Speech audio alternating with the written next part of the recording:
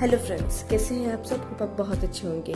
Welcome back to my channel career point with Shashwati. दोस्तों, मैं आज आपके लिए फिर से कुछ गवर्नमेंट वैकेंसीज लेके आई हूँ जो रेलवे रिक्रूटमेंट बोर्ड अहमदाबाद की तरफ से निकल के आया है। अदर आरआरबी जोन्स में आपको ये वैकेंसीज जल्दी ही देखने के लिए मिलेगी, पर अभी मैं अहमदाबाद में आपको बता देती हूँ इस वैकेंसीज के बारे में। आगे बढ़ने से पहले चैनल को प्लीज़ लाइक, शेयर और सब्सक्राइब जरूर कर लीजिएगा, ताकि जो भी फर्दर गवर्नमेंट वैकेंसीज और उसके रिलेटेड नोटिफिकेशन हो मैं आप तक पहुँचा सकूँ। देखिए, ये रेलवे रिक्रूटमेंट बोर्ड अहमदाबाद का ऑफिशियल वेबसाइट है आरआरबी जोन का।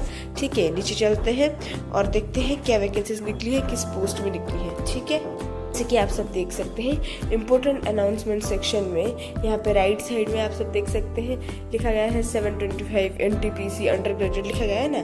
फिर मैं नीचे जा रही हूँ, फिर अंडर ग्रेजुएट 725 अंडर ग्रेजुएट, ऐसे इस तरह कुछ लिखा है। मैं स्क्रॉल डाउन कर रही हूँ, आप देख सकते हैं।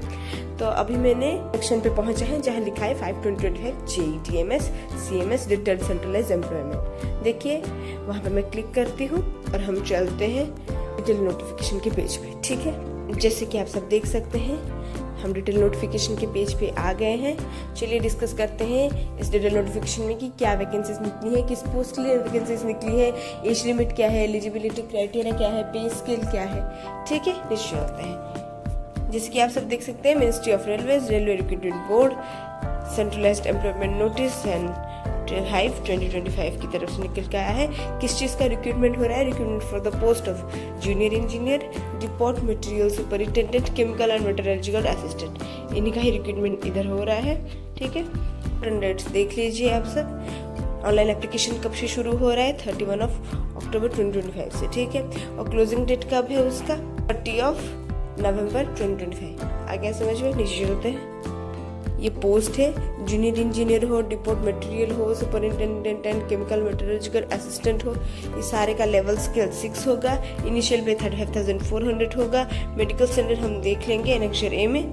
एज क्या है? 18 से 33 ईयर्स के अंडर आते हैं तो आप इस पोस्ट के लिए अप्लाई कर सकते हैं। टोटल वैकेंसीज कितनी है? 2569। ठीक है, टोटल ये सारे पोस्ट को मिला के इतनी वैकेंसीज आउट हुई है। ठीक है, और ये भी सारी आरआरबीज में, सिर्फ यही आरआरबी नहीं, सारे आरआरबीज में मिला के 2569 आउट हुए हैं। आपको जिस भी आरआरबी जोन में अप्लाई करने का मन हो आप अप्लाई कर सकते हैं। ठीक है, देखिए ये मेडिकल स्टैंडर्ड के बारे में दिया गया है, जिसको जैसी ज़रूरत है वो यहाँ पे पढ़ सकता है। ओके, एज लिमिट देख लीजिए, एज रिलैक्सेशन दिया जा रहा है। ST/SC को 5 इयर्स का age relaxation, OBC non criminal को 3 इयर्स का एज रिलैक्सेशन। ठीक है, एक सर्विसमैन को रिलैक्सेशन डिपेंडिंग अपन आप कौन से कैटेगरी से बिलोंग करते हैं, OBC ST/SC अनरिजर्व। ठीक है, लिखा गया है। पर्सन विद बेंचमार्क डिसेबिलिटी, वहाँ पे भी लिखा गया है कि आप कौन सी कैटेगरी से बिलोंग करते हैं, उसके हिसाब से आपको रिलैक्सेशन मिल रहा है। अदर कैंडिडेट्स को भी मिल रहा है, फिर फीमेल कैंडिडेट्स को भी मिल रहा है, डिपेंडिंग अपन आप कौन सी कैटेगरी से बिलोंग करते हैं, सब देख लीजिएगा। ठीक है, नीचे चलते हैं। एजुकेशनल क्वालिफिकेशन हम एनेक्चर ए में देख लेंगे आगे चल के। सारे अलग अलग पोस्ट के लिए अदर अलग अलग क्वालिफिकेशन लिखे गए हैं। ठीक है, एग्जामिनेशन फी के बारे में देख लीजिए। सारे कैंडिडेट्स के लिए 500 एग्जामिनेशन फी, और आप first stage of CBT appear करने के बाद आपको उसी 500 में से 400 रिटर्न हो जाएगा। ठीक है, वंस आप अपीयर करेंगे तभी रिटर्न होगा 400 आपके अकाउंट पे। आ गया समझ में? ST/SC एक serviceman, PWD female, transgender, minorities and economical backward classes से जो बिलोंग करते हैं उन्हें 250 रुपीज़ एप्लीकेशन फीस देना पड़ेगा। आप भी फर्स्ट स्टेज ऑफ CBT जब अपेयर करेंगे तो आपको भी 250 रुपीज़ वापस हो जाएगा। आ गया समझ? नीचे चलते हैं। Mode of fees payment online होगा, चाहे वो नेट बैंकिंग हो या UPI हो या अदर मोड्स ऑफ पेमेंट हो। ठीक है, फीस एक बार पेमेंट हो गया, रिफंड नहीं हो सकता। रिफंड कब होगा? आप एक बार first stage of CBT appear करेंगे तो। रिक्रूटमेंट प्रोसेस देख लीजिए, इस तरह रिक्रूटमेंट होगा। पहले first stage of CBT exam होगा, फिर second stage of CBT exam होगा, फिर डॉक्यूमेंट वेरिफिकेशन होगा, फिर मेडिकल एग्जामिनेशन होगा। ठीक है, ये प्रोसेस इस तरह चलेगी कि आप फर्स्ट क्वालिफाई करेंगे, जो फर्स्ट में क्वालिफाई होंगे वो सेकंड स्टेज को जाएंगे, जो सेकंड में क्वालिफाई होंगे वो डॉक्यूमेंट वेरिफिकेशन के जाएंगे। जिनका डॉक्यूमेंट वेरिफिकेशन सक्सेसफुल हो गया उन्हीं का ही मेडिकल एग्जामिनेशन होगा, और जिनका मेडिकल एग्जामिनेशन सक्सेसफुल है उनका ही रिक्रूटमेंट होगा। आगे समझ में? हर एक स्टेज में जहाँ आप एग्जाम देंगे, वो फर्स्ट CBT एग्जाम हो या सेकंड CBT एग्जाम हो, आपकी नेगेटिव मार्किंग है कितनी? 1/3। ठीक है, देखिए यहाँ पे first stage of CBT exam का टोटल ड्यूरेशन दिया गया है 90 मिनट्स। ठीक है, और आपका क्वेश्चन 100 रहेगा और आप अपेयर करेंगे, और आपका ये वाला भी दिया गया है सिलेबस, जो mathematics, general intelligence and reasoning, general awareness, general science, ठीक है। ये देख लीजिए, आपका पैटर्न दिया गया है कि आपका किस तरह एग्जाम्स आएंगे। मैथमेटिक्स में CBT 1 में 30 क्वेश्चन, जनरल इंटेलिजेंस में 25, general awareness 15, general science 30 and total 100 question, और उसके लिए टाइम 90 मिनट्स। CBT एग्जाम भी देख लीजिए, 100 मिनट्स का एग्जाम होगा और टोटल क्वेश्चंस 150 होंगे, और आपके सिलेबस दिए गए हैं। जनरल अवेयरनेस हो, physics, chemistry, basic computer application हो, basic environment and pollution control हो, टेक्निकल एबिलिटीज हो, ठीक है। और ये आपका पैटर्न दिया गया है, चाहे वो general awareness CBT 2 15 questions 15 marks, and physical and chemistry 15 questions, basic of computer application 10, basic of environment and pollution control 10, technical abilities 100, total 150 questions and 150 marks, ठीक है। कि यहाँ पे एग्जाम ग्रुप दिया गया है कि आप कौन से एग्जाम में बैठेंगे, किस नाम से। देखिए, जो मैकेनिकल और अलाइड इंजीनियरिंग के एग्जाम ग्रुप में दे रहे हैं, उनका ये क्वालिफिकेशन होना जरूरी है, जो यहाँ पे लेफ्ट साइड में लिखा गया है, ठीक है। 3 years of diploma in engineering होना चाहिए, तो बैचलर डिग्री इन इंजीनियरिंग, कौन से सब्जेक्ट या कौन से डिसिप्लिन में, मैकेनिकल इंजीनियरिंग हो, प्रोडक्शन इंजीनियरिंग हो, automobile manufacturing, mechatronics, industrial machining, tools and machining, इन सब में हो।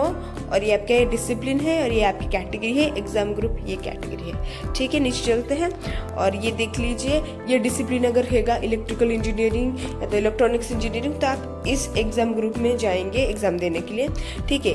वैसे ही आपका computer science and engineering, computer science अगर डिसिप्लिन होगा सब्जेक्ट, तो आप इस एग्जाम ग्रुप में जाएंगे इलेक्ट्रॉनिक्स एंड अलाइड इंजीनियरिंग। अगर आप सिविल इंजीनियरिंग या BSc in civil engineering of 3 years duration दे रहे हैं, तब इस एग्जाम ग्रुप में जाएंगे सिविल एंड अलाइड इंजीनियरिंग, ठीक है। और अगर आप BSc केमिस्ट्री एंड फिजिक्स के नॉर्मल क्वालिफिकेशन है, तो आपका एग्जाम ग्रुप C में होगा। आ गया समझ में? अप्लाई करना है, जैसे आप देख सकते हैं स्क्रीन पे, यहाँ पे लिखा गया है क्रिएट एन अकाउंट, फिर RRB, फिर गाइडलाइंस दिया गया है सबमिशन ऑनलाइन एप्लीकेशंस का, ठीक है। सारे चीज़ दिए गए हैं, आप अच्छे से पढ़ के करना है अप्लाई, ठीक है। कोई भी गलती मत कीजिएगा। जैसे कि आप सब देख सकते हैं, ये एनेक्जर है, मैंने बोला था कि एजुकेशनल क्वालिफिकेशन एनेक्जर में दिया गया है। आप देख लीजिए कि पोस्ट अगर ये होगा तो आपको कौन सा क्वालिफिकेशन चाहिए होगा, कौन सा डिपार्टमेंट, सब department, medical standard, minimum educational qualification क्या है, जैसे कि मैं पहले का बता देती हूँ।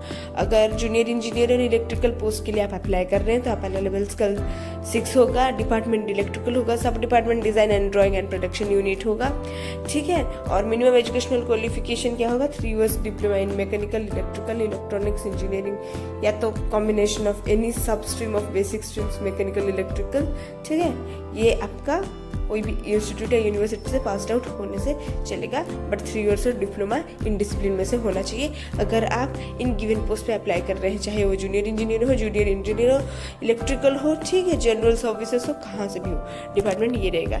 देख लीजिए, मिनिमम एजुकेशनल क्वालिफिकेशन 1 से लेके 5 तक एक ही है, और 1 से लेके 5 पोस्ट तक जो भी अप्लाई कर रहे हैं, आपको मिनिमम एजुकेशनल क्वालिफिकेशन ये राइट साइड में दिया गया है। उसी तरह अगर आप अप्लाई कर रहे हैं नंबर 6 से लेके नंबर 9 तक, जैसे कि junior engineering, civil, junior engineering, civil, way and bridge, ये सारा का एजुकेशनल क्वालिफिकेशन एक है, जो राइट साइड में आप देख सकते हैं, ठीक है। इस तरह आप पढ़ के एजुकेशनल क्वालिफिकेशन को आप एप्लीकेशन अप्लाई कर सकते हैं। अच्छे से पढ़ना, क्या एजुकेशनल क्वालिफिकेशन है, आपको कौन से डिपार्टमेंट में अप्लाई करना है, ठीक है। कोई भी गलती मत करना। इस PDF का लिंक मैं डिस्क्रिप्शन बॉक्स में दे दूंगी, ठीक है। थैंक यू मेरा वीडियो इतने पेशेंस के साथ देखने के लिए। फिर मिलेंगे कुछ नए गवर्नमेंट वैकेंसीज के साथ मेरे नेक्स्ट वीडियो में, तब तक के लिए थैंक यू।